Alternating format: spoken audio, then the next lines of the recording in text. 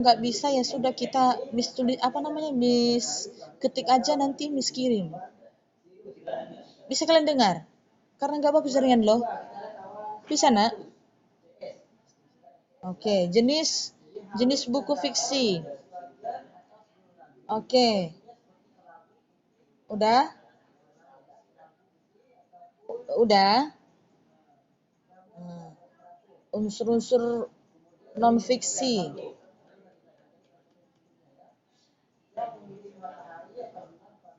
Oke,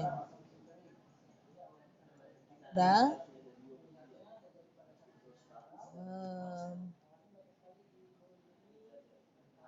Udah? Unsur-unsur fiksi. Tadi non fiksi, fiksi sekarang.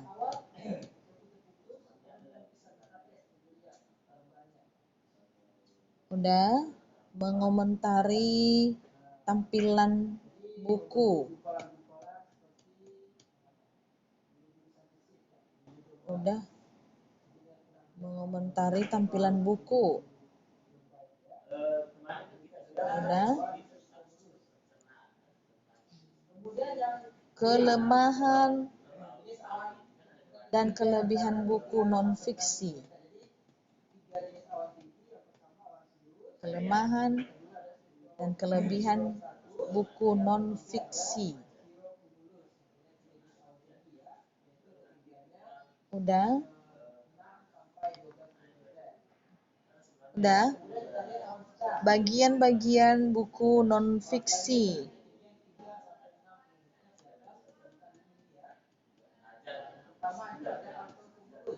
Oke. Udah?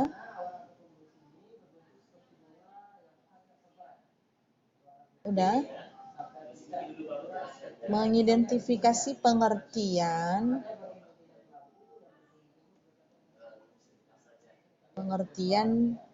buku fiksi.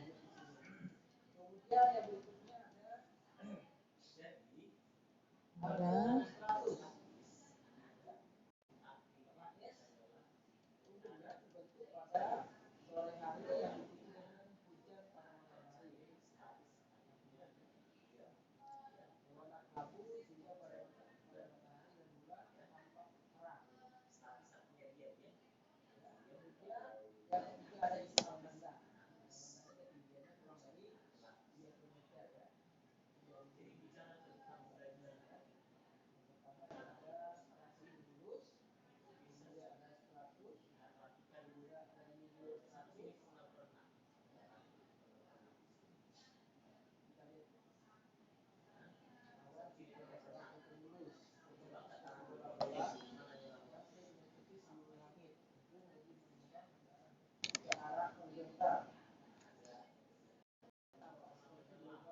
Oke. Jaringan tak bagus. Udah? Bisa kalian dengar? Bisa? Bisa. Kita lanjut. Yang tadi ya. Baru mengomentari isi buku fiksi. Nah, sudah. Nah,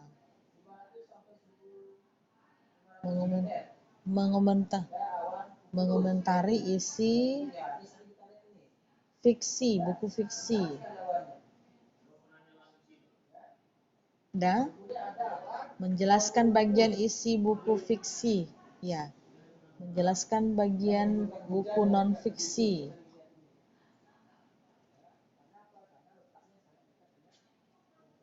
Udah? Identitas buku. Identitas bagian non-fiksi. Non-fiksi. Udah? Identitas buku. Identitas buku. Udah? Menemukan informasi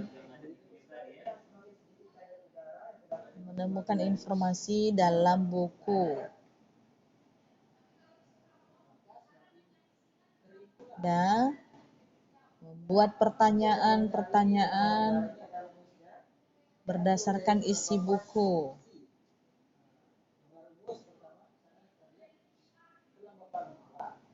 Dan unsur-unsur buku fiksi.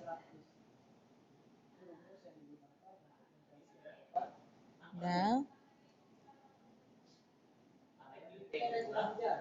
sudah menentukan latar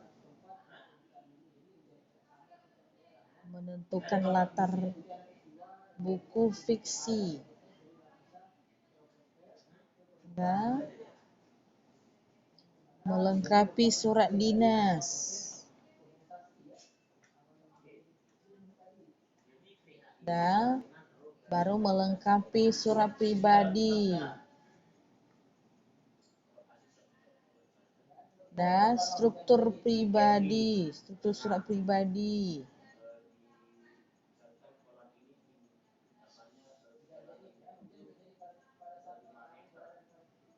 Menuliskan tanggal surat.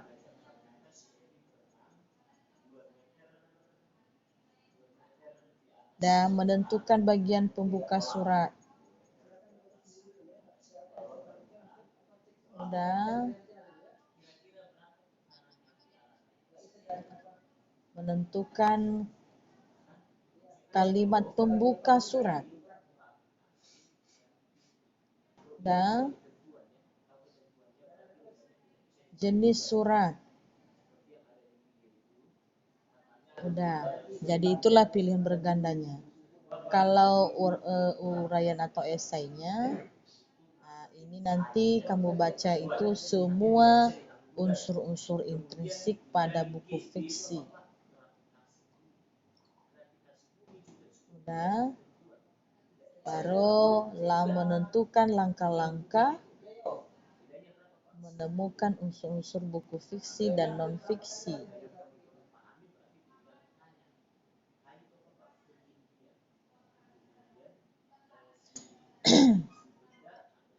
Dan mengidentifikasi pengertian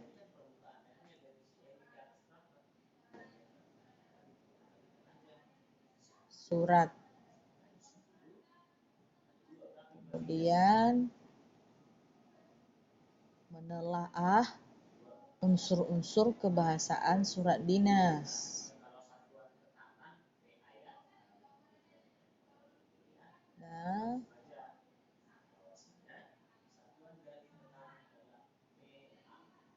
Dan menyimpulkan isi surat pribadi.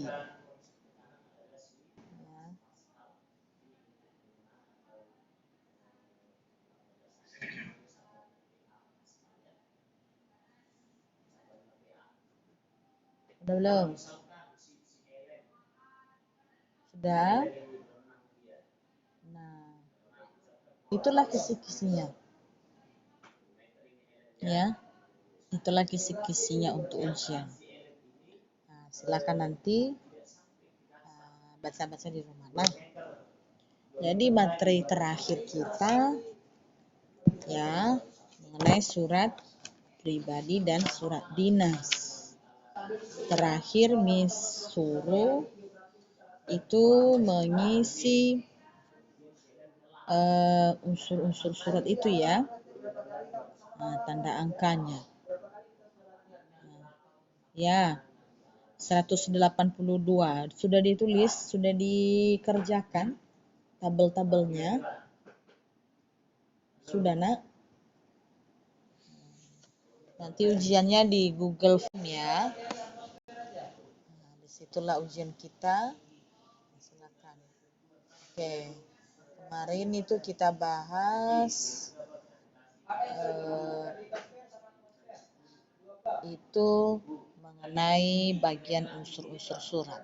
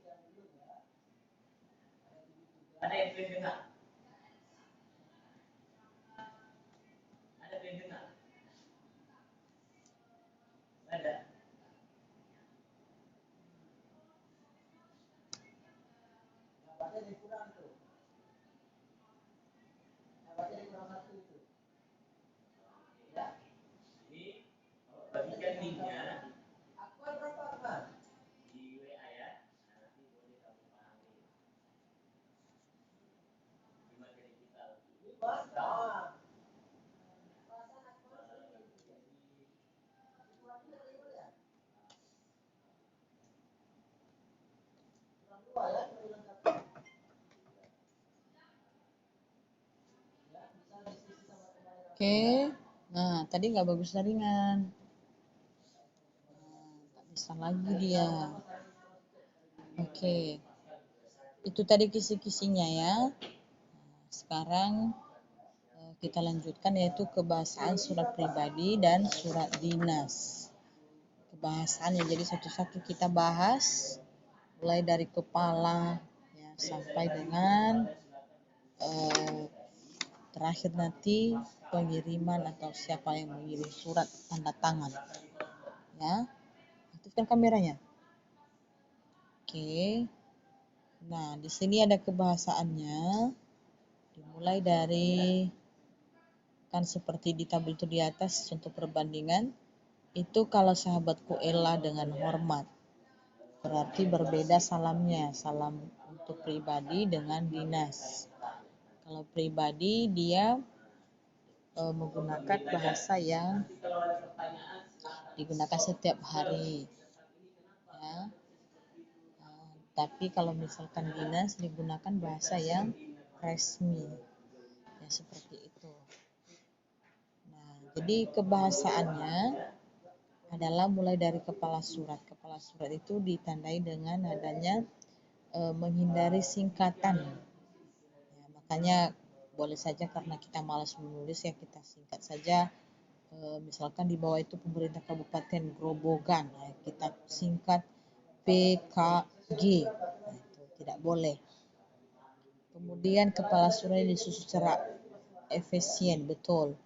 Bentuknya itu kalau judul itu bentuk piramida terbalik. Jadi dia bentuknya apa namanya? Harus buat seperti ini ya. Oke.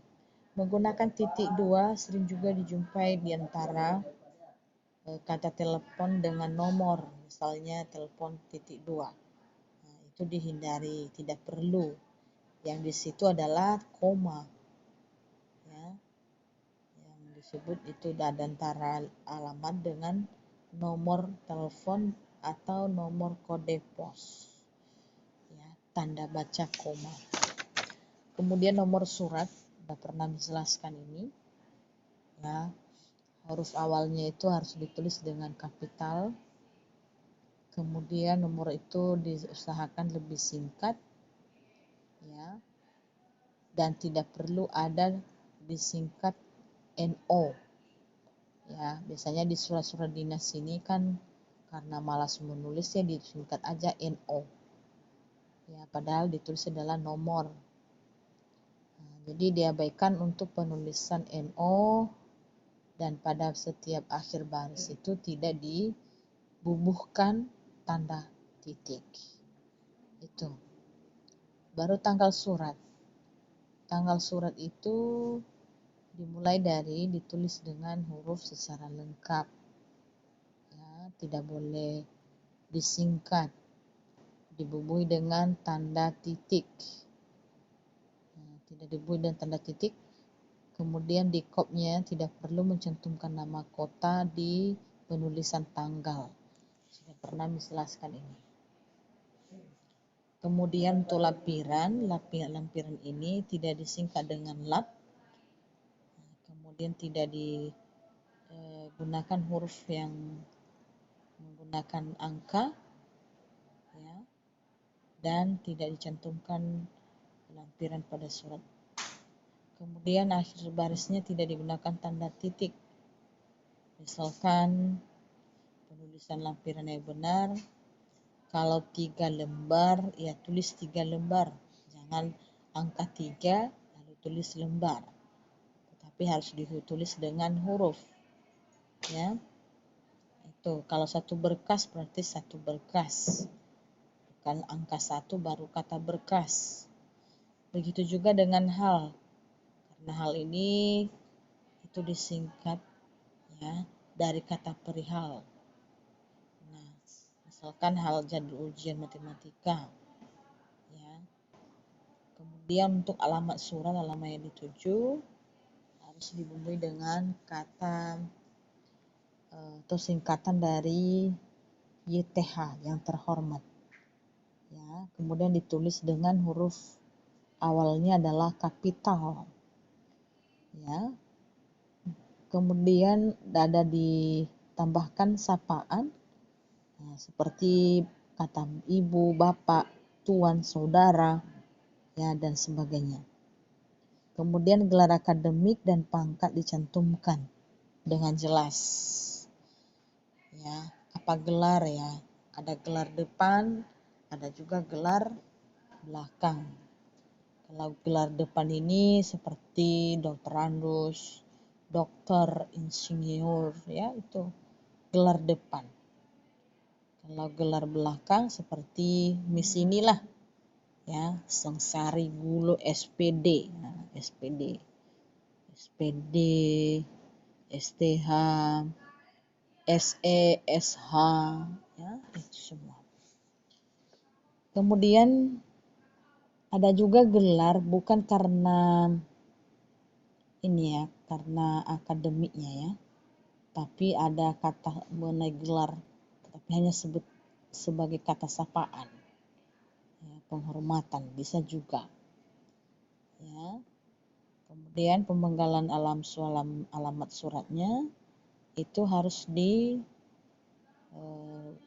dengan jelas, ya.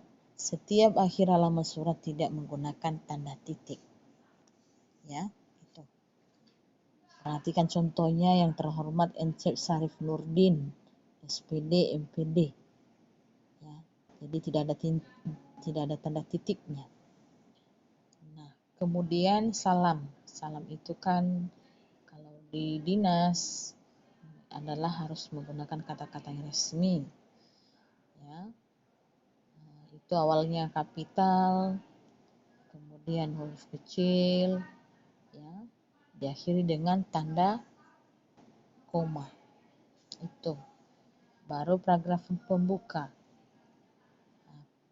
Paragraf pembuka ini isinya adalah untuk menjelaskan dasar pemikiran atau latar belakang kenapa dibuat surat, dituliskan surat ini, ya, dengan disertai misalkan dengan surat ini atau dengan ini saya memohon, atau dengan kata ya sehubungan dengan, menyambung surat kami, merujuk surat saudara, itu semua kata-katanya. Nah, baru paragraf isi. Isi kemarin sudah dijelaskan ada 3. Ada yang pertama adalah untuk pembuka, inti, dan penutup. Nah, baru yang terakhir paragraf penutup berupa harapan, simpulan, dan ucapan terima kasih. Nah, apa yang lazim dibuat kalimat penutup atau isi paragraf penutup di surat dinas? Nah, contoh, atas bantuan saudara saya sampaikan terima kasih. Atas perhatian saudara saya mengucapkan terima kasih. Mudah-mudahan bahan pertimbangan yang kami kemukakan itu atas bermanfaat bagi saudara. Nah, jadi ada juga selama ini yang kita gunakan seperti ini kalimatnya. Atas perhatiannya saya ucapkan terima kasih. Nah, itu salah katanya.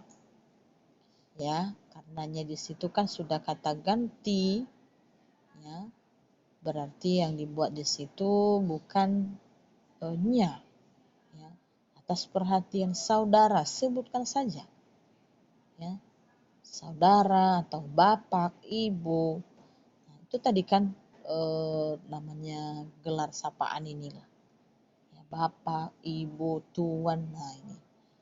Kalau gelar yang akademiknya mungkin ya sarjana pendidikan, sarjana hukum, sarjana ekonomi, insinyur, dokter andus, dan sebagainya. Nah, baru salam penutup. Nah, ini lagi, saya haturkan terima kasih atas perhatian ibu. Salah juga itu, dihaturkan. Sama kalau di awal kata pengantar ya, kalau kita menyusun karya ilmiah, dibuatlah kata pengantarnya puji dan syukur ya kami panjatkan ya kepada Tuhan. Nah, coba kalau kita perhatikan selama ini itu sudah bagus, sudah banyak orang yang menggunakan. Tapi dalam segi penggunaannya itu salah. Kenapa salah? Masa kamu memanjat Tuhan? Sekali kamu manjat Tuhan, udahlah habislah, ya kan? Nah, jadi apa yang digunakan? Puji dan syukur kita mengucapkan, boleh seperti itu. Jangan panjatkan dia. mancat pula. Mati pula kan manusia. Jangankan kamu melihat dia, mendengar suaranya aja udah nggak bisa. Gitu ya. Nah, jadi itu dalam penggunaan kata-kata baik di surat, di keterampilan berbicara. Apa di keterampilan berbicara? Pidato. Sering itu pidato ya. Kalau ada orang yang berpidato dia sering ini. Yang saya hormati ini udah. Ya, sebelum saya menyampaikan sepatah kata ya, terlebih dahulu terimalah salam saya. Nah, baru nanti diawalinya puji dan syukur kita panjatkan kepada Tuhan. Oh, panjatlah Tuhan. Ya kan? Seharusnya bagaimana? Ya, puji dan syukur kita mengucapkan kepada Tuhan. Ya, itu seperti itu. Nah, makanya lebih tegaskan untuk pelajaran bahasa Indonesia khusus kelas 7. Biar nanti di kelas 2 dan 3 tidak kacau penggunaan bahasa ini. Ya, karena kan tadi materi kita hari ini kaidah kebahasaan surat pribadi dan surat dinas. Makanya orang bilang, oh gampang bahasa Indonesia. Iya gampang, karena belum tahu bagaimana apa yang dibahas di dalamnya. Kalau hanya dalam segi bahasa, ya boleh. Cuma kalau udah masuk ke tata bahasanya, udah masuk ke semantiknya, sudah masuk ke sintaksisnya, itu baru. Belum lagi sastra, ya kan, sastra. Masuk ke hikayat, nanti SMA itu belajar itu hikayat. Tapi kayaknya kelas 7 awal kemarin ya, fabel ya. Nanti kelas 10 itu hikayat, dongeng. Nah, sastra mulai klasik, masuk ke sastra mulai klasik. Udah beda dengan bahasa kita, ada arti ganda yang dalam satu kalimat tersebut. Nah, makanya dikatakan tidak ada yang gampang. Ya. Nah, ini masalah tentang penggunaan kaidah kebahasaan. Oke, kita lanjut dengan pengirim surat. Nah, pengirim surat itu jelas nama. Harus jelas namanya. Ya. Dan jelas alamat. Ya. Kemudian tidak digarisbawahi. Nah, selama ini kan ada itu ya. Di surat ditulis nama pengirimnya, baru di bawah namanya itu digaris bawah. Ya. Oh iya. Oke. Nah, tunggu. Ini udah nanggung. Jadi selama ini kita buat itu di bawah nama itu kita garis bawahi, tidak perlu ada itu. Ya. Dan begitu juga tanda kurung. Ya, yang ada adalah tulis nama, apa jabatannya, tanda tangan. Kalau misalkan bukan kita itu, tidak ada orangnya, buat atas nama. Ya, jadi seperti itulah penjelasan kita hari ini, kaidah kebahasaan dalam surat pribadi maupun surat dinas. Oke, ada pertanyaan sebelum kita akhiri? Ada? Tidak ada. Kalau tidak ada, ya belajar di rumah, siapkan dirinya untuk mengikuti ujian. Ya, selamat mengikuti ujian PTS. Semoga nilainya memuaskan. Oke, demikian, terima kasih. Selamat pagi.